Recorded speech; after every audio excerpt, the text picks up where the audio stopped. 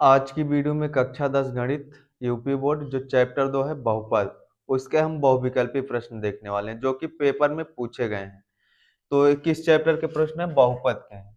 कौन से? बहुपद की। जो चैप्टर नंबर 2 है बहुपद, उसके जो बहुविकल्पी प्रश्न है आज हम उसको करेंगे। तो पहला है बहुविकल्पी है, इसमें मैंने ऑप्शन नहीं लिखा है जानकर। भाज्य, भाजक, भागफल एवं शेषफल में संबंध होगा। तो क्या संबंध होगा यही बताना है। तो होता है भाज्य बराबर भाजक गुणे भागफल धन शेषफल। भागफल धन शेषफल। जैसे मैं एक एग्जांपल देता हूँ कि इसको क्या बोलते हैं, बहुत सारे लोगों को पता भी नहीं होगा। जैसे देखिए, मान लीजिए यहाँ पर मैं कुछ भी ले लेता हूँ, मान लीजिए 4 ले लेता हूँ, यहाँ पर 30। 4 से 30 में भाग देता हूँ, 4 सत्ते कितना होगा? 28। उसके बाद कितना बचेगा? 2। जिससे भाग दिए हैं यानी कि 4 से भाग दिए हैं, क्या होगा? भाजक। 4 से भाग दिए क्या होगा? भाजक। और जिसमें भाग दिया जाता है, जैसे 30 में भाग दिए हैं ना, 30 का क्या होगा? भाज्य। 30 क्या होगा? भाज्य।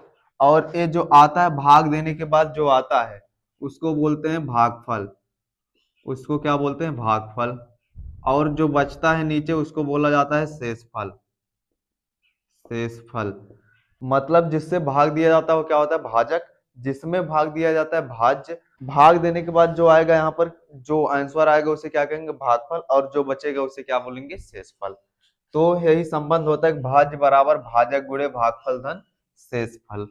ये इसमें संबंध होता है, ऑप्शन में दिया रहे होगा।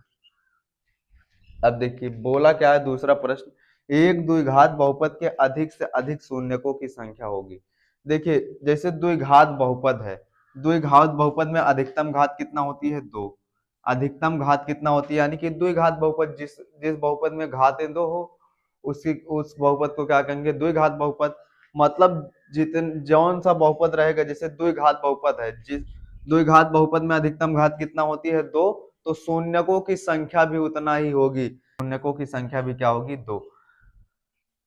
तीसरा क्या है? एक त्रिघात बहुपद के अधिक से अधिक शून्यकों की संख्या होगी। त्रिघात बहुपद मतलब त्रिघात बहुपद में क्या होगी? बहुपद की अधिकतम घात 3 होगी। अधिकतम घात क्या होगी? 3। उसे क्या बोलते हैं? त्रिघात बहुपद। त्रिघात बहुपद में बहुपद की अधिकतम घात कितना होती है? 3। शून्यक भी कितना होगा? 3। जितनी अधिकतम घात उतना शून्यक। जैसे द्विघात बहुपद में अधिकतम घात 2 होती है तो 2 शून्यक होंगे, और इसमें अधिकतम घात 3 होती है, 3 शून्यक होंगे। चौथा प्रश्न है, बहुपद 3x square plus 5x plus 2 के शून्यकों का योगफल होगा। तो देखिए शून्यकों का योगफल का सूत्र क्या होता है? शून्यकों का योगफल, शून्यकों का योगफल सूत्र जो होता है अल्फा प्लस बीटा बराबर क्या होता है? माइनस बी बटे ए। अब देखिए इसमें बी और ए का मान कैसे पता करेंगे? बी क्या होता है? यक्स का गुणांक। जो बी होता है क्या होता है? यक्स का गुणांक। या तो आप बहुपद से, जो बहुपद का व्यापक रूप होता है उससे तुलना कीजिए, या तो बी क्या होता है? यक्स का गुणांक। और ए क्या होता है? यक्स स्क्वायर का गुणांक। तो देखिए माइनस है, माइनस लगा लो बी। बी क्या होगा? यक्स का गुणांक। यक्स का गुणांक यानी कि यक्स के आगे जो होगा गुणज। यक्स का गुणज यानी कि यक्स के आगे जो होगा, यक्स के आगे क्या है? 5। 5 बटे यक्स स्क्वायर का गुणज, यक्स स्क्वायर के आगे क्या है? 3। -5 बटे कितना आ गया? 3। ऑप्शन नंबर क्या हो जाएगा? बी सही हो जाएगा। चाहे आप इस प्रकार निकालिए, चाहे आप तो ऐसे तुलना कर लीजिए। A X square plus B X plus C, ये होता है बहुपद का व्यापक रूप। तो ए क्या होगा? एक्स स्क्वायर का गुणज। एक्स स्क्वायर का गुणज कितना है? 3। और बी क्या होता है? एक्स का गुणज। एक्स का गुणज कितना है? 5। सी क्या होता है? अचर पद जो बचता है, यानी कि जो गिनती होती है वो क्या होगा? अचर पद। तो यहाँ पर कितना है? 2। आप ऐसे भी निकाल सकते हैं, ऐसे भी निकाल सकते हैं। अब पांचवा है, बहुपद x square minus 5x plus 6 शून्यक हैं। 6 के शून्यक होंगे। प्रश्न क्या है? हाँ, यहाँ पर छा के रहेगा, मतलब x square minus 5x plus छा के शून्यक है, के छूट गया था। अब हमें इसका शून्यक निकालना है, तो सबसे पहले लिखेंगे दिया है। मैं इसलिए पूरा डिटेल में करा रहा हूँ क्योंकि इस टाइप के लॉन्ग में भी क्वेश्चन आते हैं, इसलिए मैं पूरा डिटेल में करा रहा हूँ। तो डिटेल में इसीलिए करा रहा हूँ ताकि अगर आप लॉन्ग में भी आ जाए क्वेश्चन तब भी आप कर लें। तो सबसे पहले दिया है, बहुपद को किससे लिखा जाता है, पी ऑफ एक्स से। पी ऑफ एक्स बराबर ए क्या लिखेंगे, x square minus 5x plus 6, ये दिया गया है। अब देखिए शून्यक के लिए क्या करते हैं, शून्यक के लिए, शून्यक के लिए ये जो P ऑफ x होता है ना, इसको जीरो के बराबर रखते हैं। P ऑफ x यानी इसको जीरो के बराबर रखेंगे। P ऑफ x बराबर कितना है, x square minus 5x plus 6 बराबर कितना, जीरो कर देंगे, क्योंकि P ऑफ x बराबर कितना है, x square minus 5x plus 6 और उसके बाद बराबर में जीरो।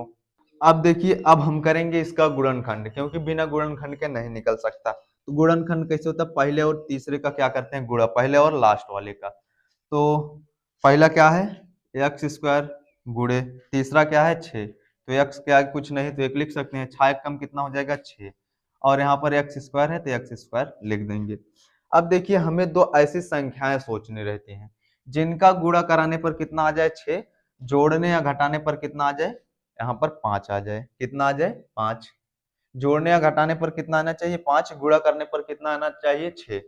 तो अगर हम संख्याएं ले लें, जैसे देखिए एक्स स्क्वायर माइनस, अगर हम 3 में 2 जोड़ दें, 3 में क्या जोड़ दें 2, तो क्या आ जाएगा 5, और अगर 3 में 2 का गुणा कर दें कितना आ जाएगा 6 आ जाएगा।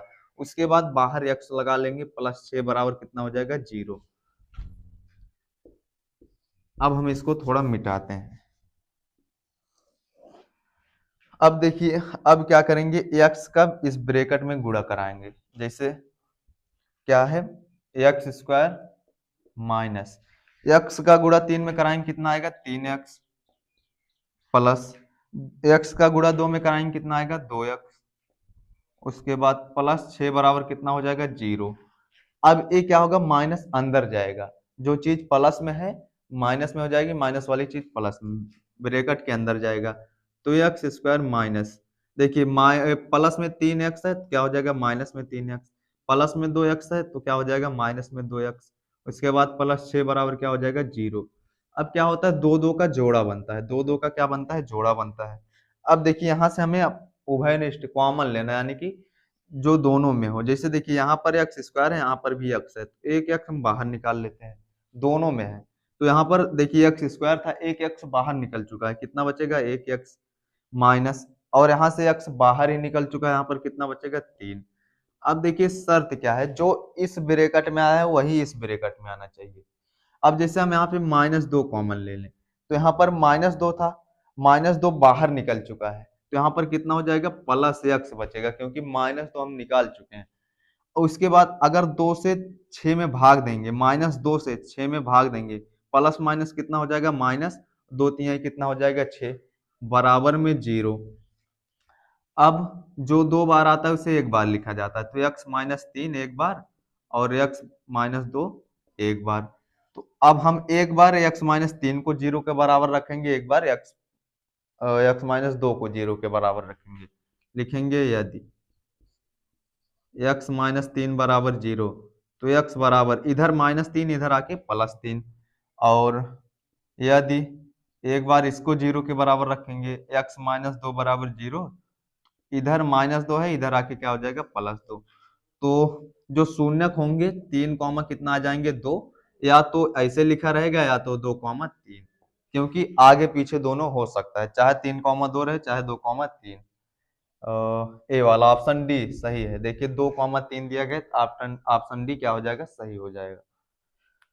तो आज की वीडियो में 5 ही प्रश्न रखते हैं, नहीं तो वीडियो बहुत ज्यादा बड़ा हो जाएगा।